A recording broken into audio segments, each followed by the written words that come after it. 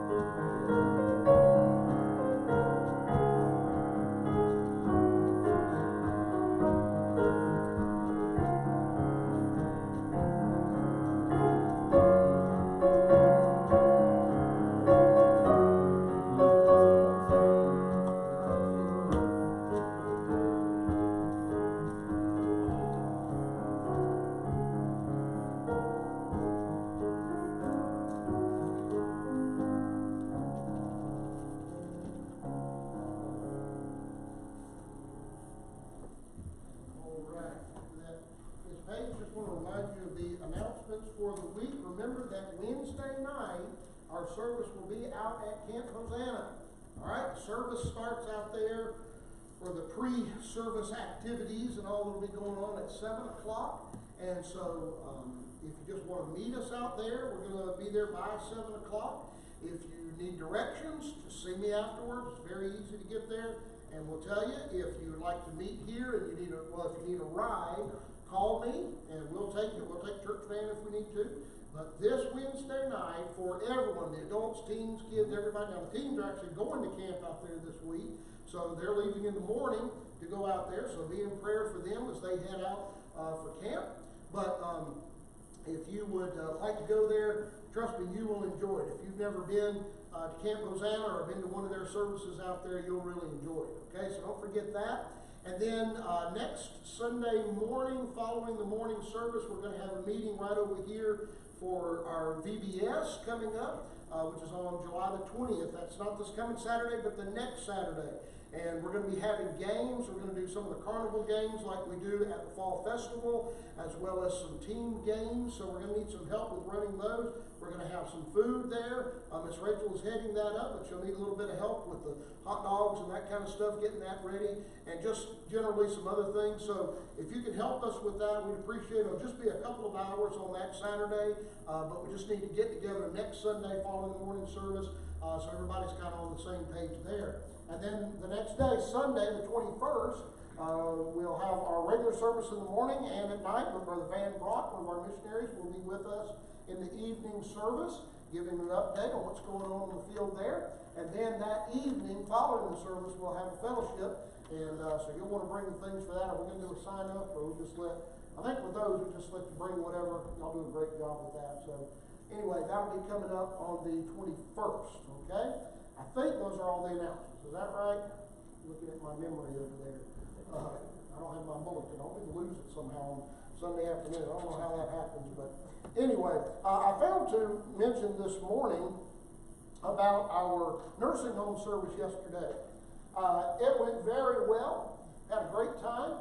And if you have not been to one of these, you're really missing out. We go there to be a blessing to the folks, and they are always a blessing to us. Amen. And all we have to do is just go and sing songs for them, singing the old hymns that they love and that we love, and they just enjoy that so much. And so we did that, and Miss Page played for us there, and I just brought my guitar just to play a few, and they really enjoyed that. So I just thought we'd sing just a couple of these tonight. You don't have to get your hymn out. You'll know these very well, but these are some of the ones that we sang at the nursing home. And first is Since Jesus Came Into My Heart. I think you know that. Let's just sing a verse of that.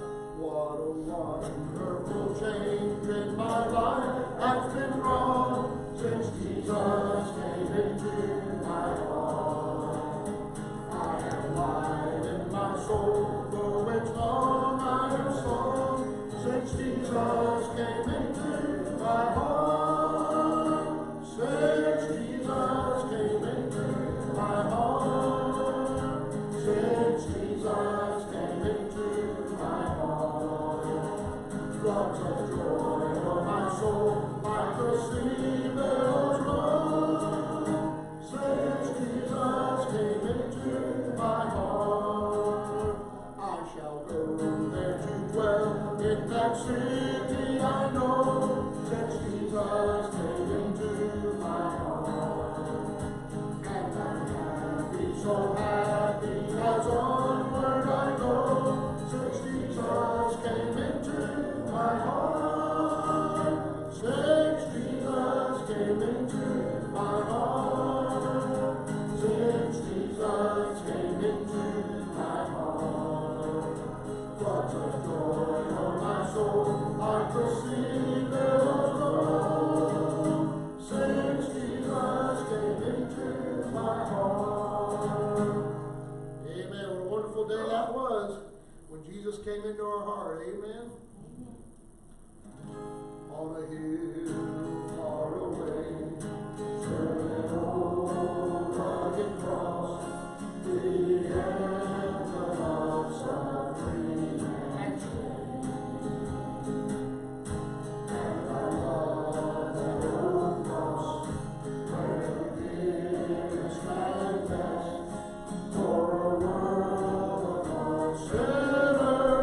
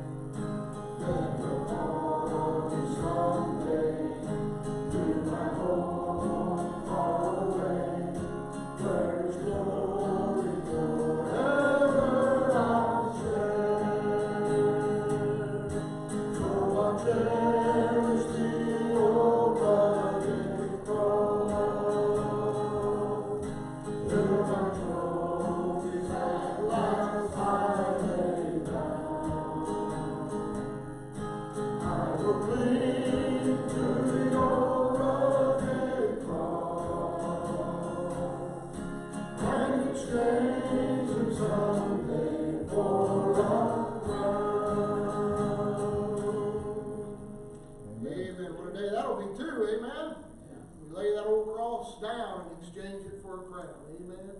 Let's do this last one, victory in Jesus. I heard an old story, how the Savior came from glory, how he gave his life on Calvary to save a wretch like me.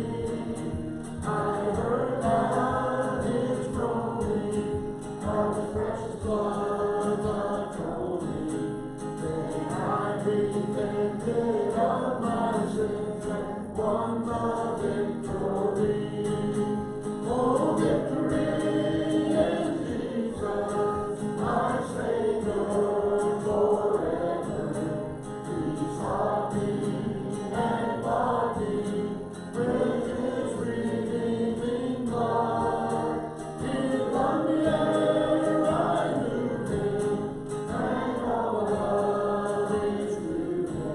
He plunged me to victory beneath the cleansing flood.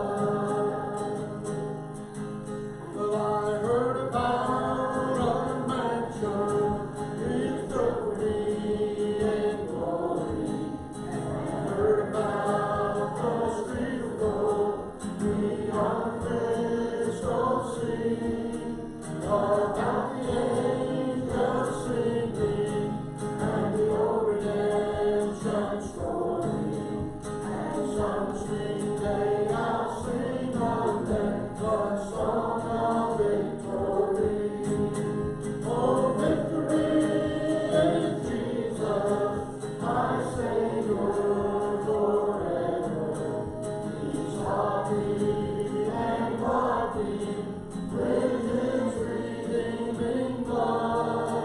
He loved me ere I knew him, and all my love is through him.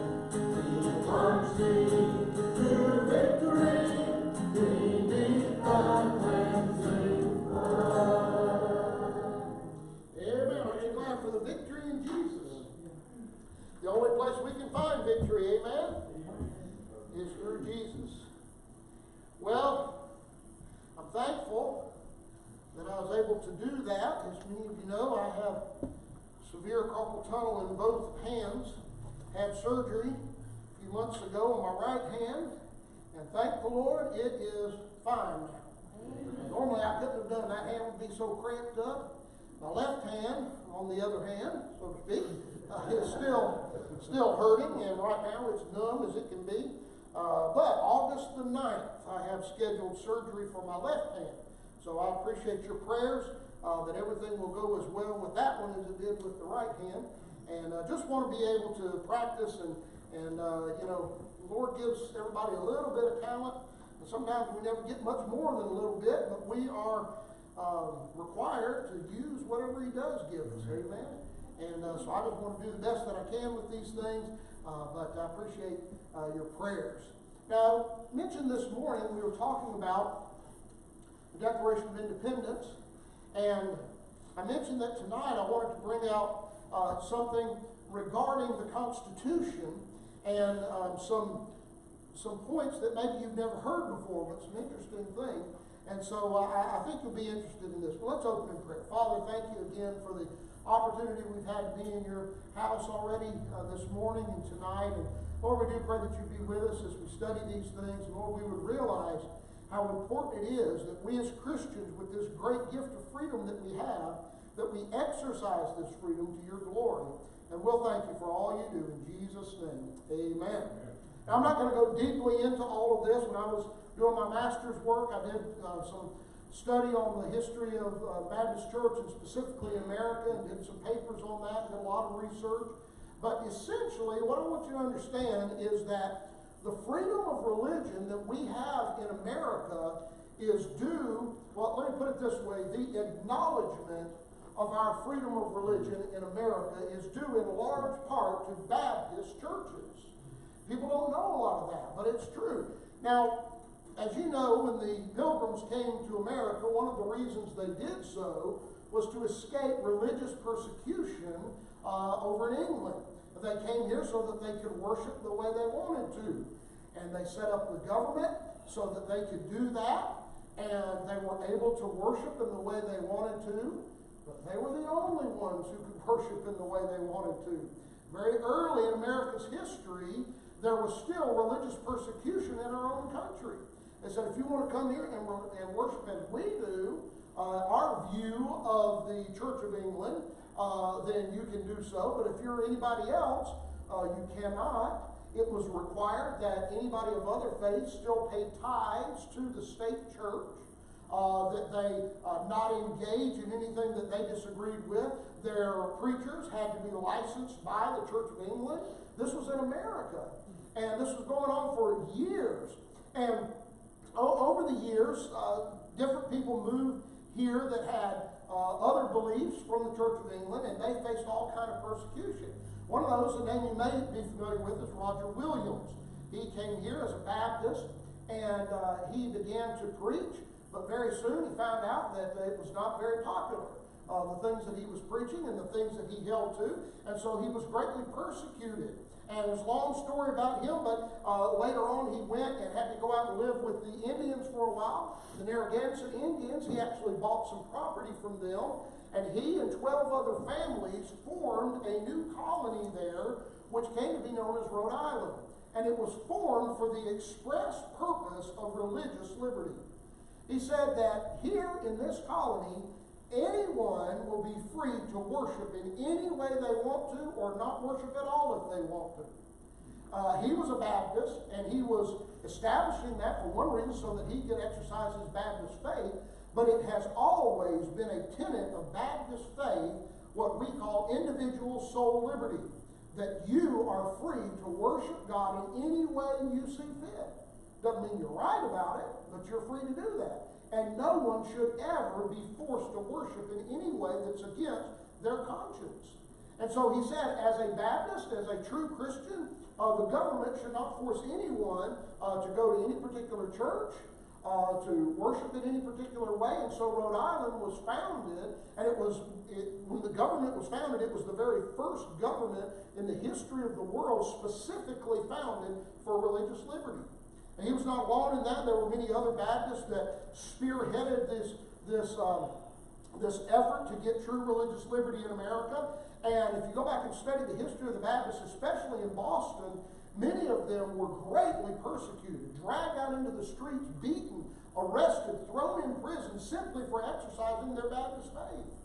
Of course, they were called Anabaptists in many cases, and that was a derogatory term. It means rebaptizers, because they're saying, oh, these were already baptized in the Church of England or in the Catholic Church, whichever one. And so you baptizers, because we believed in believers' baptism, that only those who were saved should be baptized, they said, oh, you're rebaptizing. Well, of course, we didn't see it that way. They weren't baptized properly the first time, not only because they weren't saved, an infant cannot be saved, but then secondly, because they've been sprinkled. And of course, the Bible clearly teaches immersion. And Baptists were practicing immersion. They were practicing believers' baptism. They were practicing and believed in separation of church and state. That's not a bad term. That's a good term if you understand it clearly. They believed in individual soul liberty. No one should be forced to believe anything or say that they believed anything. And so for these ideas, they were being greatly persecuted, especially in New England, but even all the way down in Virginia. Virginia was a hotbed of persecution against Baptists and others as well, because the Church of England was so ingrained in there, in Anglican beliefs. Now, these were things that had gone on for years, and as the Revolution came, and there were other instances that went into this. The Great Awakening had something to do with a lot of Baptist furor coming out and that kind of thing. But the Revolution was a vital part of Baptists going forward and pushing for religious liberty. And Baptists were greatly involved in the Revolution as soldiers, as leaders, as chaplains. Of the 20 different chaplains that were officially recognized, 6 of them were Baptists, even though they were a great minority at that time. So they were highly involved in the Revolution. And after the Revolution was over, they wanted to make sure that religious liberty was recognized for them. Now, I want to read you a couple of letters that are important to understand this, and I'm actually going to go backwards in time. I'm going to read you the latest letter secondly, and then the first letter, because the first letter is more important to what we're talking about. But many of you have heard of Thomas Jefferson's letter to the Danbury Baptists. The Danbury Baptist Association was in Virginia, and they wrote a letter to him, and I'm just going to give you some excerpts of this. This was in 1801, October 7th, 1801, and Jefferson had just been elected president, and so they're writing to him. And again, I'll just give you a few things out of here. It starts with, they say, "Sir, among the many millions in America and Europe who rejoice in your election to office, we embrace the first opportunity which we have enjoyed in our collective capacity since your inauguration to express our great satisfaction in your appointment to the chief magistracy in the United States." And so they say, "We are excited and glad that you have been elected president." They say, "Our sentiments are uniformly on the side of religious liberty." Remember, this is the Danbury Baptist Association of Virginia. "That religion is at all times and all places a matter between God and individuals. That no man ought to suffer in name, person, or effects of account on his religious opinions. And that the legitimate power of civil government extends no further than to punish the man who works ill to his neighbor." You get that? They say government's job is to punish someone who does something to somebody else. It does not extend to that man's opinions, your beliefs, your faith. Government has no business judging what you believe. That's what they're telling them. And these favors, he says, "and such has been our laws and usages, and such still are, that religion is considered as the first object of legislation, and therefore what religious privileges we enjoy," now that he's talking about, they're talking about as Baptists, "what religious privileges we enjoy as a minor part of the state, we enjoy as favors granted and not as inalienable rights." They're saying in the state we live in now, in Virginia, it is so completely run by the Anglicanism that if we have any liberty at all, it's seen as a favor given to us. Well, you're not really one of us, but we'll let you have this. Instead of being seen as an inalienable right. He said it ought to be seen that every man has an inalienable right to believe whatever he wants to and to worship God in whatever way he wants to. But they're saying this is not the case. Now remember, this is in 1801. This is after the Revolution. This is Thomas Jefferson has been elected president. And so they are writing this letter to him to make him aware of these things. Now he says, "Sir, we are sensible that the President of the United States is not the national legislator, and also sensible that the national government cannot destroy the laws of each state." That's very important. He says, "We understand, President Jefferson, that you can't tell the states what to do." That's critically important. We need to understand that. We don't want the federal government telling the states what to do. It's called federalism, which means the states are sovereign. So they say, we understand that. However, listen to what he says though, "But our hopes are strong that the sentiment of our beloved president, which have been such a genial effect already, like the radiant beams of the sun, will shine and prevail through all these states and all the world until hierarchy and tyranny be destroyed from the earth. Sir, when we reflect on your past services and see a glow of philanthropy and goodwill shining forth in a course of more than 30 years, we have reason to believe that America's God has raised you up to fill the chair of the state out of that goodwill which he bears to the millions which you preside over." And so he says, we know you can't tell the states what to do. Virginia is still keeping us from being able to worship the way we want to. We understand, President Jefferson, you can't tell Virginia to stop that.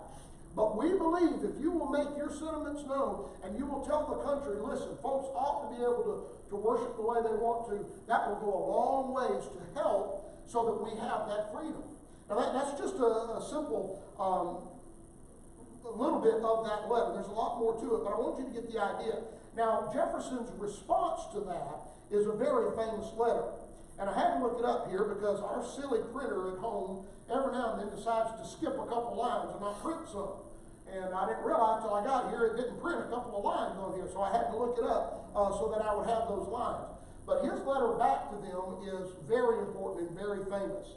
He says, "Gentlemen, the affectionate sentiments of esteem and approbation which you are so good to express towards me on behalf of the Danbury Baptist Association give me the highest satisfaction. My duties dictate a faithful and zealous pursuit of the interest of my constituents, and in proportion as they are persuaded of my fidelity to those duties, the discharge of them becomes more and more pleasing." He says, "My job is to find out what you need and try and help you, and I'm glad to hear that you appreciate what I'm doing for you.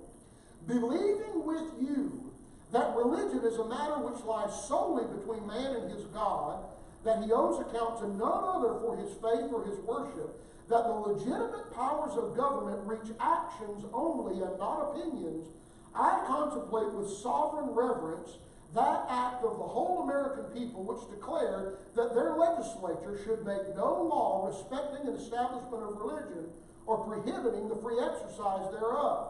He says, "I agree with you. Government should not tell anybody what to believe and what not to believe."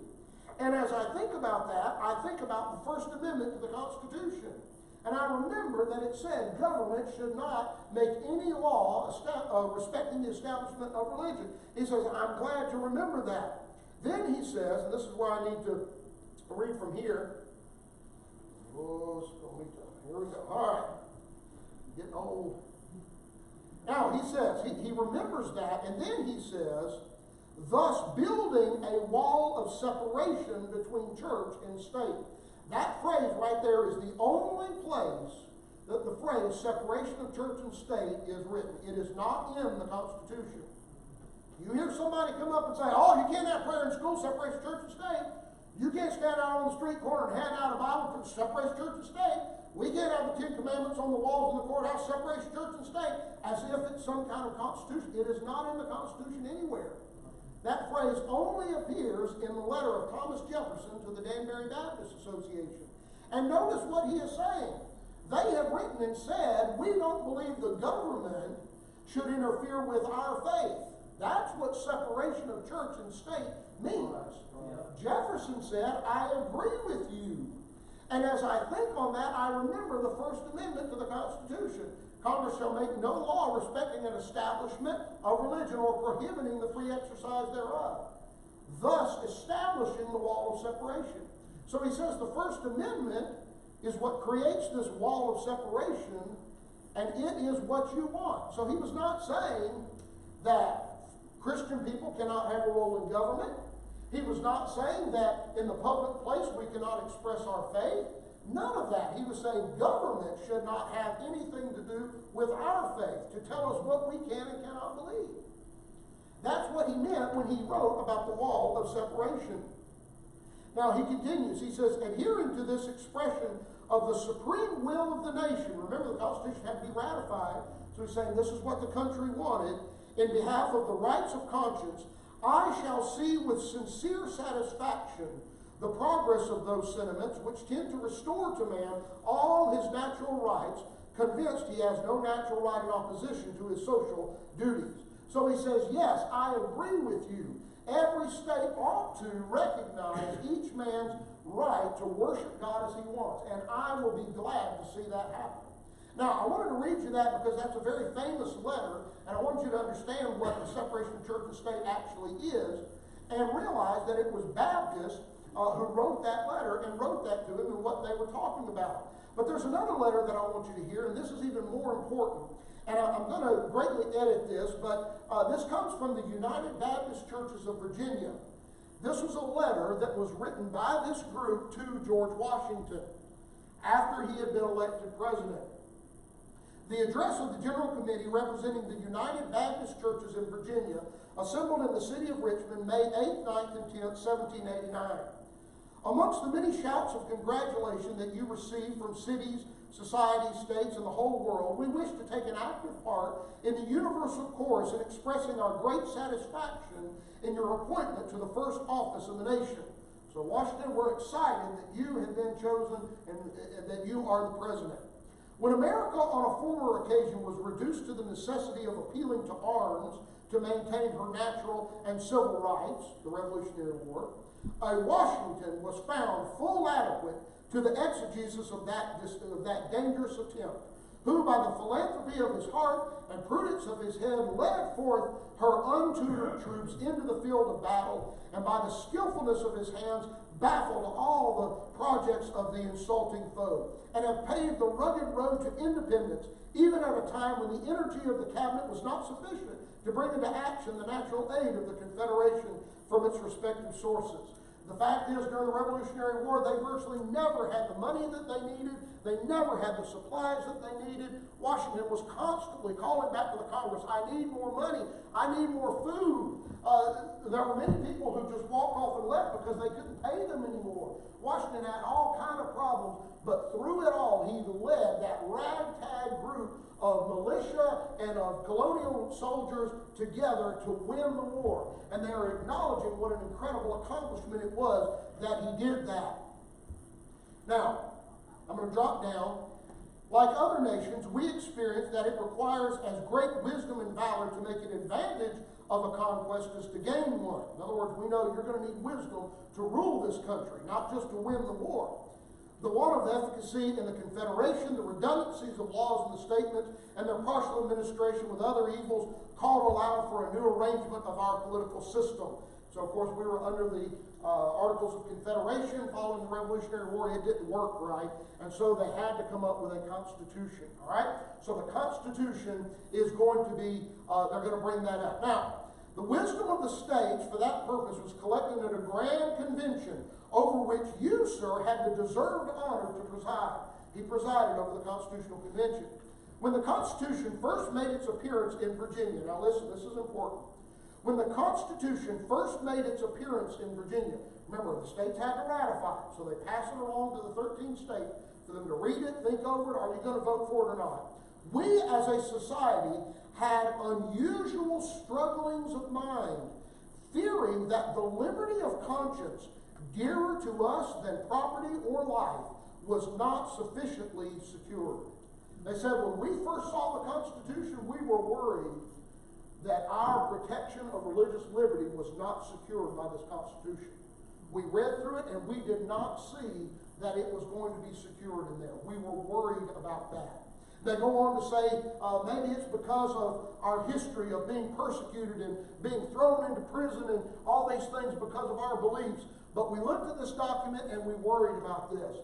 And to cut to the rest of it, essentially they sent two delegates up there. Madison was one of them and another one, and they were arguing. One was for it, one was against it.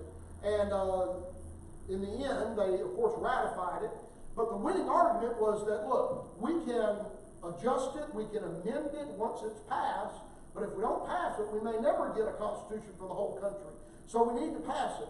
And so it has been passed. Now, they are writing to Washington to say, please, make some kind of amendment to the Constitution to be sure that religious liberty is kept intact, that it is protected.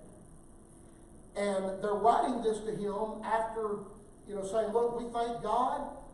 As a matter of fact, the last paragraph, it is our fervent prayer to Almighty God that the federal government and the governments of the states, without rivalryship, may so cooperate together as to make the numerous people over whom you preside the happiest nation on earth. And you, sir, the happiest man, in seeing the people whom you saved from vassalage by your martial valor and made wise by your maxims, sitting securely under their vines and fig trees, enjoying the perfection of human felicity. They say, hey, we believe it's going to work out. You're going to be a great president. We're going to have peace. We have no doubt of that.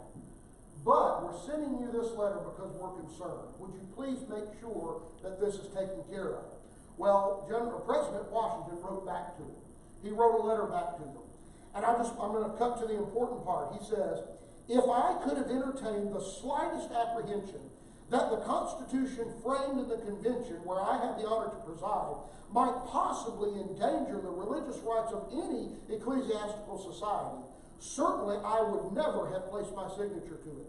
And if I could now conceive that the general government might ever be so administered as to render the liberty of conscience insecure, I beg you will be persuaded that no one would be more zealous than myself to establish effectual barriers against the horrors of spiritual tyranny and every species of religious persecution.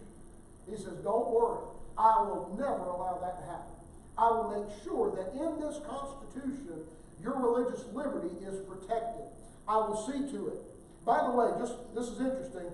He says, while I recollect with satisfaction that the religious society of which you are members, the Baptist Church, have been throughout America uniformly and almost unanimously the firm friends to civil liberty and the persevering promoters of our glorious revolution, I cannot hesitate to believe that they will be the faithful supporters of a free yet efficient general government.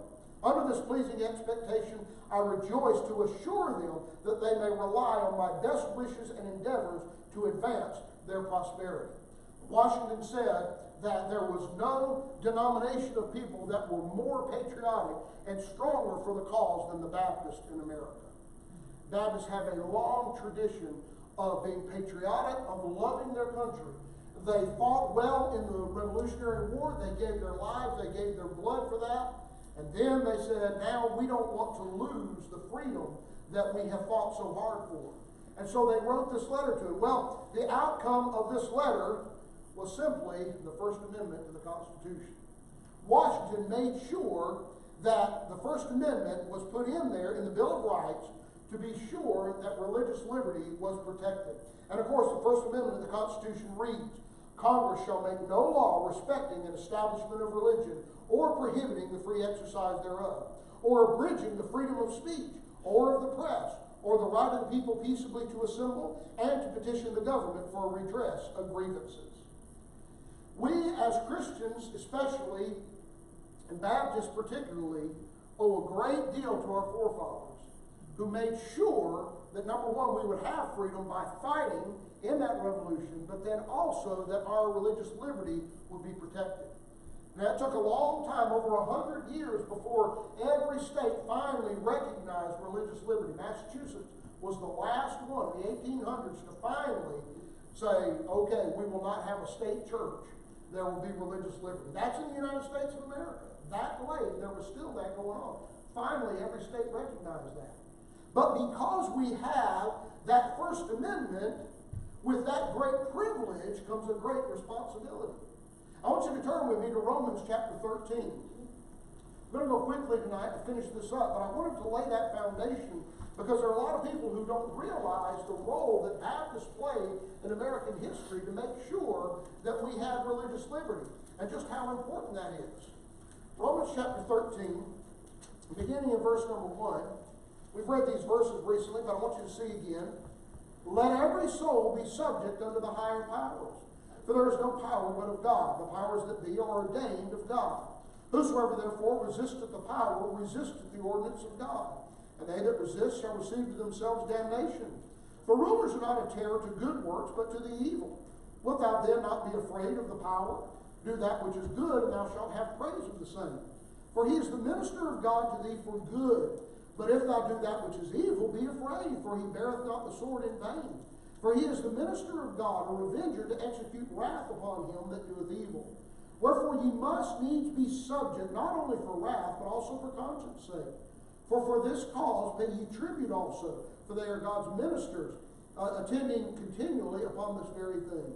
Render therefore to all their dues, tribute to whom tribute is due, custom to whom custom, fear to whom fear, honor to whom honor. And so essentially what he's saying is we ought to obey our laws. We ought to be good citizens. And we have those who have come before us to make sure that those laws have protected our rights. Now I want you to think carefully about this First Amendment. We're just going to go through some things very quickly and see how they apply to us as Christians. The freedom of religion. Obviously, this is one of the most treasured and hotly debated clauses in all the Bill of Rights. Quite simply, this clause is the acknowledgement that we are free to worship as we wish or not worship at all if we wish. And that the government does not have the right to tell us how to worship or whether to worship. This is a principle which Christians have held from the very beginning. And again, it is specifically reflected in the Baptist distinctive of individual soul liberty. Turn over to chapter 14. You're in Romans 13, look at chapter 14.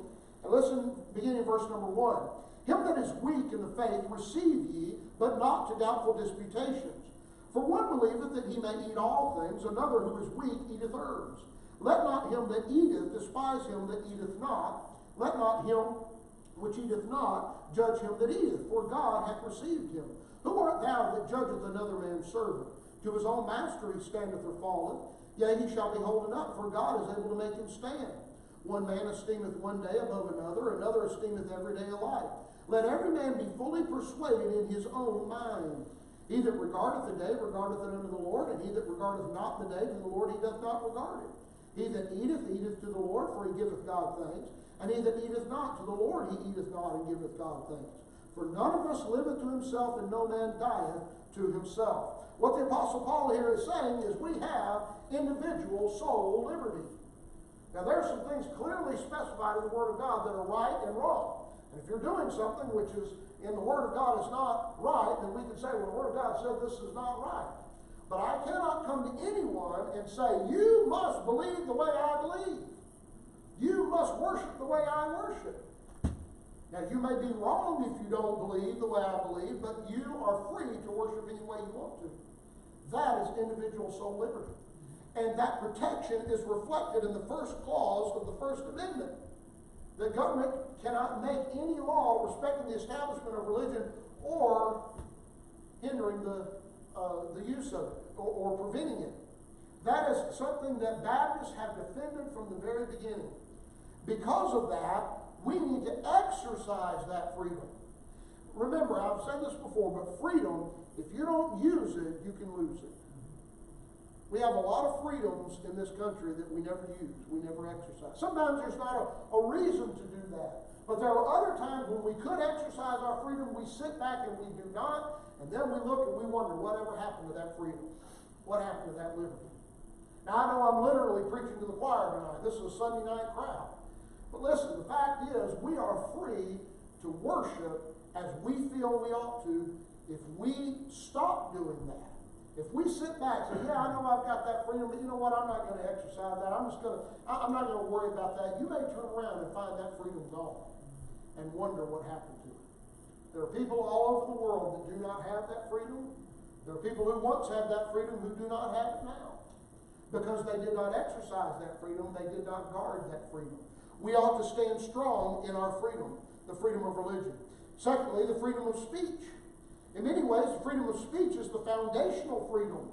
Because if we are not free to express ourselves, then we're not able to defend any of our other freedoms. Around the world today, there are those, many who would love to be able to say what they want, but they know that they'll face persecution if they do. Remember that the founders said, we hold these truths to be self-evident, that all men are created equal, that they are endowed by their Creator with certain inalienable rights. They weren't saying that just because we're Americans we have these freedoms. They say all men have these freedoms. God has given the freedom of speech to everyone, but many people live under governments that have taken away that freedom. The Constitution recognized that freedom. And in the First Amendment, it is spelled out the freedom of speech. As Christians, we should be especially grateful that the freedom of speech is recognized by the government document of our country. Because Jesus gave us a great commission. And what did he call us to do? Go into all the world and preach the gospel. And that includes America. And listen, we're talking about this now, going on in the Cajun with Brother Richard and what's happening there. And why do we get upset about that? Because we hold our freedom of speech so important. We say, listen, in America, we can stand on the street corner and we can say anything we want to. Now, yes, there are things that it's irresponsible to say. You may cause problems. You may face, the law because of that. If you start a riot or something like that. But if you're just expressing your opinion, we have the freedom to do that. And that freedom is recognized in the First Amendment. We as Christians need to realize how important that freedom is. I can go up to anyone, hand them a tract, and tell them about the Lord Jesus Christ, and I don't have to worry about some government agent coming and stopping me. Wait, you can't say that. You can't say those words. I can stand here today. I can preach what thus saith the Lord. Now remember what I told you this morning, that is being challenged. In other countries around the world, in Canada it's happening. I'm hearing that it's happening in California now. that local legislatures are trying to pass ordinances to keep preachers from saying that homosexuality is a sin. That is challenging our freedom of speech. Listen, if we don't exercise that, we could find it gone. We have to exercise these things. But as Christians, we're to do it the right way. Colossians 4 verse 6 says, "Let your speech be always with grace, seasoned with salt, that ye may know how ye ought to answer every man." For a Christian, it's not enough to know that we have the freedom of speech. We must use that freedom specifically to spread the gospel. Can you imagine someone has bled and died so that you would have the freedom to say anything you want to, and then you waste that freedom of speech on foolishness, on lies, on things that don't matter? The greatest thing we can say, the greatest speech we can give is the gospel. And we ought to be involved in that. The freedom of the press. Now, you may not think the freedom of the press has much to do with you, but the fact is it has more to do with you than you think. When I was in college at Pensacola Christian College, my job there was to work in the Adeka Book print shop. It was a fascinating job. I really enjoyed that. But when you walk into the print shop there, they have a Bible verse up on the wall. It's Psalm 68:11. Here's what it says: "The Lord gave the word, great was the company of those that published it." And you say, "Well, freedom of the press, I'm not in the press, I don't care about that." If you don't have freedom of the press, you don't have this book. You see, we can go down and we can print. And by the way, let me throw this out as well. The King James Version of the Bible is the only one that is not copyrighted. You can copy it, print it all you want to. Why? Well, all the other ones are money-making schemes. But we can print this all we want to. We can print literature. We can print tracts. We can tell people about the church. We can print anything that we want to and publish it and put it out there. Well, I'm not a publisher. Listen, we type something up. We put it on the internet. We tell people, "Hey, I want to tell you about the Lord." We put things out there. You are being involved in the press. That's what it is. The fact that you not only can say what you want to, but you can print what you want to and publish that and put that out is defended in the freedom of the press. We need to realize that. Of course, today we have the internet, everything from Facebook to Twitter to blogs and websites, self-publishing of books, all of these things. The common ordinary person can be involved in the press. You may not think of yourself as a publisher or a writer, but we have the freedom and the opportunity to spread the gospel by publishing it. And also, like I said, think about what would happen to the publishing and therefore the distribution of tracts and other gospel literature if we were no longer afforded the freedom of the press. Can you imagine not having a Bible? Many people around the world that can imagine that. They don't have the freedom of the press there. We have missionaries and societies that we're involved with that deal with smuggling Bibles into other countries because they can't freely print that there. If the government were to come and search your car or your house and they were to find Bible literature, you could be arrested and thrown into prison because you don't have that. We can have that here. We can have Bibles covering our walls, all that we want, because of the freedom of the press. Freedom of the press goes further than just the freedom to print things. If those things are not purchased and or read and distributed, it doesn't matter that they were ever printed. We need to support the freedom by supporting efforts to print the gospel and the Bible and to distribute them around the world. One of the groups that we support is Beams, Bible Evangelism and Missionary Services. And they print whole hardback King James Bibles and send them to missionaries all around the world. That is an incredible, incredible opportunity that we have. But it's because we have the freedom of the press here to be able to do that. The freedom of assembly. The very word church comes from the Greek word ekklesia, which means a called out assembly. That's what we are here. We're an assembly. This meeting of the Faith Baptist Church of Union County, Georgia, is an assembly. It's a called out assembly. This building is not the church. You are the church. As we have assembled together, we are expressly told to make sure that we assemble regularly. Hebrews 10:25, not forsaking the assembling of ourselves together, as the manner of some is, but exhorting one another, and so much the more as you see the day approaching. Specifically, the Holy Spirit of God, through the inspiration of Scripture, tells Christians that you are to assemble. And the First Amendment says that we have the freedom of assembly. By the way, isn't it interesting? Doesn't it seem interesting that the things that God has commanded us to do have been enshrined in that document? There's two reasons for that. First of all, because the people who wrote that, most of them were Christians. Not just deists, not just theists, but Christians. And secondly, because God wanted to make sure there was a country on earth that showed the world what a nation built on biblical principles could be. And so that the gospel could get around the world. And so these things are enshrined in our law. Freedom of assembly means that we can gather here today without fear that the police or anyone are going to come in and break up our service. We can meet here together. We can assemble together. And that's critically important because that's what the church is. It's an assembly. That's how God has chosen to get the gospel around the world in this age of grace. Critically important. But what if we were to abandon our assembly? You know, we could have the freedom of assembly, but if people stop assembling, the doors are going to be closed. They're going to be locked up. Someone will say, boy, a church used to assemble there. What happened? Did somebody take their freedom away? No, they still have it, but they refuse to exercise it. Oh, how terrible to stand before the Lord one day and hear Him say, I'll let you be born in America. With the great freedoms that you have, the freedom to assemble, no one can stop you from going to church. What happened? Why did the doors close? Well, we need to exercise our freedom.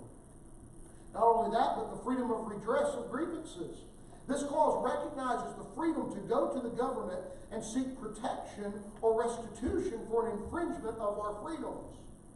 As we read in Romans 13:1, we are to let every soul be subject under the higher powers, for there is no power but of God, the powers that be are ordained of God.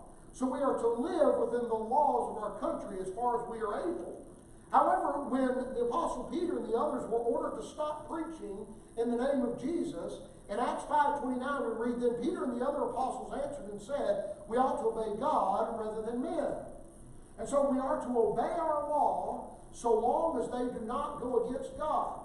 But if they do, then we are to obey God. However, we are then to accept whatever punishment the God-ordained authority says that we have to have. That's the way that we are good citizens. But we have a redress of grievances. The Apostle Paul, when he had been taken, he'd been arrested, and he was about to be beaten and scourged, he said, wait a minute, I'm a Roman citizen. And they said, oh, hold on, we can't do that. There was a law that a Roman citizen could not be arrested, bound, or beaten without a trial. Anybody else could. You could be born in Rome and not be a Roman citizen. Either your parents had to be Roman citizens, or you had to pay to buy your citizenship, or you had to earn it through military service. But if you're not a Roman citizen, then anything could be done to you. But if you're a Roman citizen, there were laws. And Paul appealed to that law. Now, Paul had suffered greatly at the hands of his enemies all over the place, all over Asia Minor, all in these pagan cities, even with the Jews and other people, and he had suffered all that for the cause of Christ. But when he stood there and his rights were about to be taken from him, he said, wait a minute, I'm a Roman citizen. There is nothing wrong with a Christian expressing their rights and saying, hold on, I have protection under the Constitution. We have the right for a redress of grievances to go to our government and say, now hold on, this isn't right. Now that's critically important. We can sit back and say, well, you know, there's a law coming up that they're going to say we can't preach in the name of Jesus anymore, but, you know, I don't really want to get involved here. Well, you have the right for redress of grievance to go to the government and say, this isn't right. Just as our forefathers did. They went to the government. They said, this isn't right. They didn't listen to them. So they wrote to President Washington. They wrote to President Jefferson. They worked in their local assemblies to see the laws change. And so finally they were given that protection. We ought to do that as well. Listen, don't bury your head in the sand with the things that are going on around us. We are expected to give the gospel. We're expected to occupy till he comes. But if we bury our head in the, well, I don't want to know about all the things going on in the culture, and all of a sudden our rights are taken away, they are voted away from us, and we look up, well, what happened? What do you mean we can't go to church today? What do you mean I can't preach in the name of Jesus? What do you mean? Well, hey, you didn't do anything when there was an opportunity. Now we know that God is the King of Kings, the Lord of Lords. He sits on the throne of the universe. He overrides all these things. But He has given us this opportunity to be in a country where we have these great freedoms. But there's another truth that we need to remember. It is absolutely fine, like I said, for a Christian to expect their rights to be respected. However, in 1 Timothy 2, verses 1 through 3, we read, I exhort therefore that first of all supplications, prayers, intercessions, and giving of thanks be made for all men, for kings and for all that are in authority, that we may lead a quiet and peaceable life in all godliness and honesty. For this is good and acceptable in the sight of God our Savior. Yes, when our rights are being trampled, we ought to stand for those things. But first of all, we ought to be praying for our leaders. We ought to pray for them. Sometimes that's hard. Oh yeah, that rascal, there's no good ones up there. Ain't any good. All them rats, we need to get rid of all of them. Listen, there's a lot of them that aren't doing what they should. We can agree with that. But have you prayed for them? You're commanded to. Have you prayed for your president? Well, I don't like that guy. I don't care. You got to pray for him. Sincerely and honestly pray for him. You don't understand the pressure that they're under. Now, yes, they ought to do what they should, but they need us praying for them as well. Too many times people have argued, well, why did this law happen? Why did this happen? But they never spent time praying for their leaders. And that's what we're taught to do. Now, these freedoms that we have here in America, many people around the world would die to have these. We didn't have to die to have these. We just had to be born to have these. Because other people died to protect those freedoms. Because of that, we ought to exercise them. Ask yourself, I have the freedom of religion, am I exercising it? Am I serving God as He's called me to do, as I'm free to do here? I have the freedom of assembly. Why would I neglect that and not assemble when so many others around the world would love to be able to assemble openly but cannot? The freedom of speech, am I using that to glorify God and spread the gospel? The freedom of the press, am I supporting Bible publishing, and am I giving out tracts, and am I doing things that would glorify God in all that I do? The redress of grievances, am I paying attention to what's going on in my government? Am I doing these things? You will be held responsible for the freedom that God has given you. I pray one day He'll look at what we've done and say, well done, good, faithful servant. Father, we do thank You for the freedoms that we have here. As we've said so many times today, we know they do not come from government. They come from You. But there have been patriots who have given their lives so that we could continue to have this freedom, and we thank You for that. But Lord, I pray that we would not neglect those freedoms. Lord, we would not show that we care nothing for them by not exercising them. Lord, I pray we would be careful to know what You would have us to do, and then to exercise the freedom You've given us here to do that. Lord, we realize these freedoms can be lost if we're not careful. So Lord, I pray that we would understand what's happening in our country. We would be much in prayer for our leaders and those things. And then, Lord, that we would exercise the freedoms You've given us. But Lord, of course, we know in the end that our dependence is not on government, but it is on You. Lord, every word that's been written on paper can all be erased. But Lord, You still override in the affairs of men.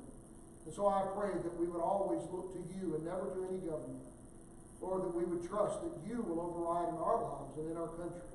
Lord, that we might see souls saved and our nation return to You. And we'll thank You in Jesus' name. Let's stand with our heads bowed and eyes closed for a moment. We have